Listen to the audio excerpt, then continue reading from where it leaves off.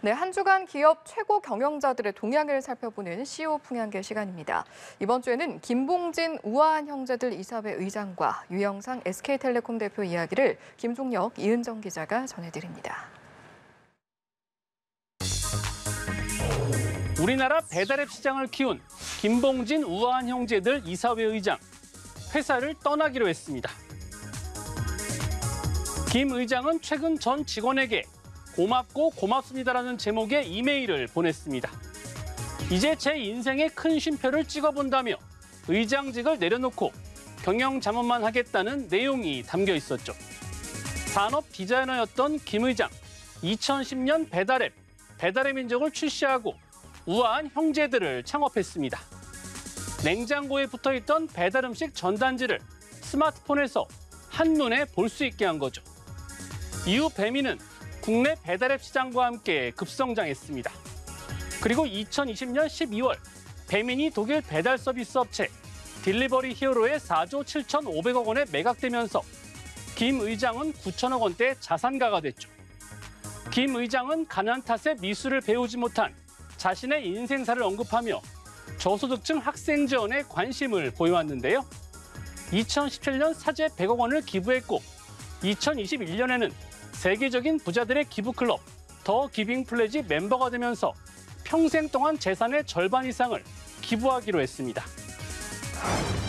유영상 SK텔레콤 대표, 최근 유명 IT 유튜버 채널에 깜짝 출연해 주목을 받고 있습니다. 유 대표의 출연이 화제가 된 이유는 갑작스러운 촬영에도 친근함과 여유로움을 보여줬기 때문인데요. 대기업 대표가 아닌 마치 삼촌이 조카에게 일하는 공간을 소개해주는 것 같았죠. 통신업계 이슈에 대한 이야기도 나왔는데요. 유 대표는 알뜰폰에 대해 고객들에게 옵션이 많아지는 것이므로 좋다고 생각합니다라고 말한 뒤 알뜰폰도 사랑해주시고 SK텔레콤도 사랑해주시고라며 웃었습니다. 유 대표는 본인이 사용하는 휴대전화와 요금제를 공개하기도 했는데요. 구독자가 230만 명 넘는 인기 채널이긴 하지만 이 영상은 공개 6일 만에 조회수 160만 회를 돌파했습니다. 3년째 SK텔레콤을 이끌고 있는 유 대표, 평소 소통 문화의 중요성을 강조하고 있는데요. 지난해에는 회사 유튜브 채널에 역대 대표 중 처음 출연해 말랑말랑한 소통을 만드는 유능하고 유쾌한 선배가 되고 싶다고 말했습니다. 정의선 현대차그룹 회장, 유럽 출장 중 미국 반도체 회사 인텔의 아일랜드 캠퍼스를 방문했습니다. 정 회장의 이번 방문은 글로벌 반도체 공급망 재편 움직임을 파악하고 차량용 반도체의 원활한 수급 방안을 모색하기 위해서인데요. 인텔의 아일랜드 캠퍼스에서는 현대자동차의 표준형 5세대 인포테인먼트 시스템, 그리고 제네시스, 기아 일부 모델의 첨단 운전자 시스템에 탑재되는 중앙 처리 장치를 생산합니다.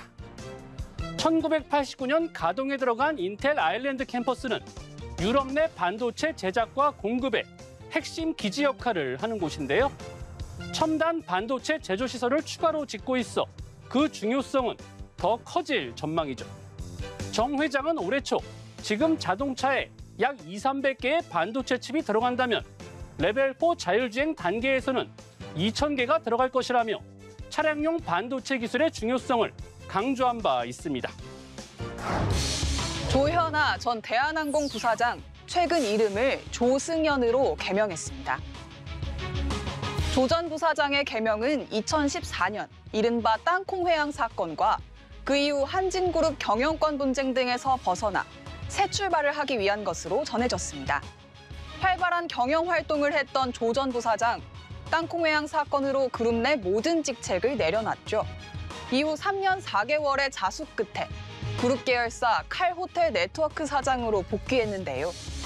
하지만 동생 조현민 당시 한진칼 전무의 물컵 갑질 사건을 포함해 오너 일가의 갑질 파문이 확산하자 또다시 모든 직책에서 물러났습니다. 그리고 조 전 부사장은 조양호 한진그룹 선대회장 별세 후 동생 조원태 회장과 경영권 다툼을 벌였다가 패했고 이후 대외 활동을 중단했죠. 조 선대회장 추모 행사에도 올해까지 4년째 불참했다는 전언입니다. 언제부턴가 우리나라 장마가 국지성 집중호우로 변했죠. 예상 못한 물폭탄에 큰 피해가 발생하기도 하는데요. 공장과 차량 침수 등 경제적 손실이 만만치 않습니다. 남은 장마 기간 대비를 잘해야 할 것 같습니다. 지금까지 CEO 풍양기였습니다.